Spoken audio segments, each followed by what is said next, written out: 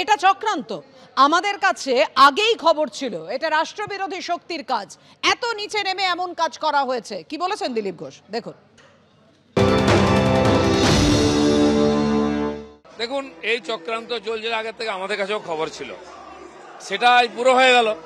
এত নিচে নেমে রাজনীতি করছে টিএমসি, যারা সম্মানীয় পদ, রাষ্ট্রপতি, প্রধানমন্ত্রী, স্বরাষ্ট্রমন্ত্রী, আমাদের সর্বভারতীয় পার্টির নেতা, আর রাজ্যপাল, সবাইকে বদনাম করে, এক তো মুখে যা নেই তাই বলেন ওরা, তারপরে চক্রান্ত করে বদনাম করার চেষ্টা হচ্ছে।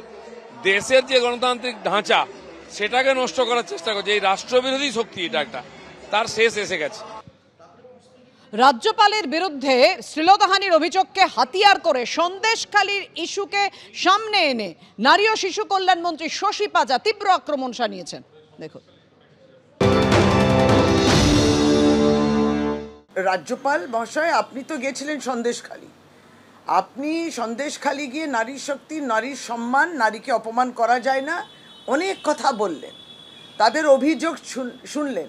তারা যারা আপনার কাছে অভিযোগ জানাচ্ছে বলে বলেছিলেন, তারা কি জানেন যে সেই একই অভিযোগ আপনার দিকে রয়েছে এবং আপনি সেই স্থানে একেবারেই যাদের বিরুদ্ধে অভিযোগ ছিল এবং আপনি এই একই অভিযোগ সেই স্থানে দাঁড়িয়ে রয়েছে, তিনি কি বুঝতে পারছেন?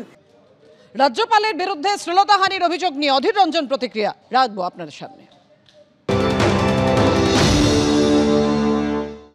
বাংলায় সার্কাস চলছে, কি বলার আছে আমার?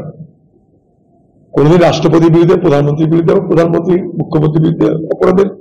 প্রধানমন্ত্রী তো মুখ্যমন্ত্রীকে জেলে ঢুকে দেখিয়ে দিয়েছে সবকিছু পরে। মোদী একটা মুমকিন হয়, অরবিন্দ কেজরিওয়াল জেলে, হেমন্ত সোরেন জেলে, দিদিও দেখিয়ে দিচ্ছে যে দিদি কিসি সে কম নেই, রাজ্যপালকেই আসামি বাড়ি দিচ্ছে। জেলে ভরে দিলে দিতে পারে, যাই না। 420 কেস হতো, রাজ্যপালকে জেলে ভরে দিল। সার্কাস চলছে, সার্কাস বাংলায়। সন্দেশখালী নিয়ে সন্দেশ দিয়ে বেড়াচ্ছেন।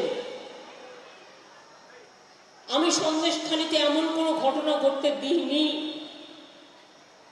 ওদের জমি জমা নিয়ে কিছু প্রবলেম ছিল, আমরা এই অফিসে পাঠিয়ে সেগুলোকে সলভ করে দিয়েছি।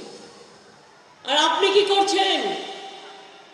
গতকালও একটা ছোট্ট মেয়ে রাজভবনে চাকরি করত বিবিএক্সে, তার সাথে কি ব্যবহার করেছেন মাননীয় রাজ্যপাল মহাশয়? আপনি আমায় কালকেও বলে পাঠিয়েছেন আমার মন্ত্রী কেন আপনাকে সব বলেছে। শুনে রাখুন, আমার কাছে একটা নয় হাজারটা ঘটনা এসছে, কিন্তু আমি কোনোদিন কোনো কথা বলিনি। কিন্তু কালকে মেয়েটির কান্না আমার হৃদয় বিদারণ হয়েছে। সন্দেশখালী বলবার আগে, আরে রাজ্যপাল কেন কেন তার কাজের মেয়েকে, কেন তার ঘরে কাজ করে বলে মেদিনীপুর পূর্বের একটি মেয়েকে একবার নয় পরপর দুবার মলেস্টেশন করেছেন। আমি তো তার কান্না দেখলাম, আমার কাছে ভিডিও এসছে, আমি পুরো মন দিয়ে দেখেছি। সেখানেই তো আপনি কাল থেকে এলেন, কই একটা কথা মুখ দিয়ে তো বললেন না। আপনার লোকজনেরা তো তখন ছিল, যখন মেয়েটা কেঁদে বেরোচ্ছিল, বলেছে আর আমি রাজভবনে চাকরি করতে যাব না, ভয় পাচ্ছে, কখন যখন তখন ডেকে খারাপ ব্যবহার করবে, অসম্মান করবে। আর আপনি মা বোনদের নিয়ে কথা বলেন, আপনার লজ্জা নেই? আপনার তো দাঁতের পাটিটাই খুলে যাওয়া উচিত মিথ্যে কথা বলার জন্য, মারি থাকা উচিত না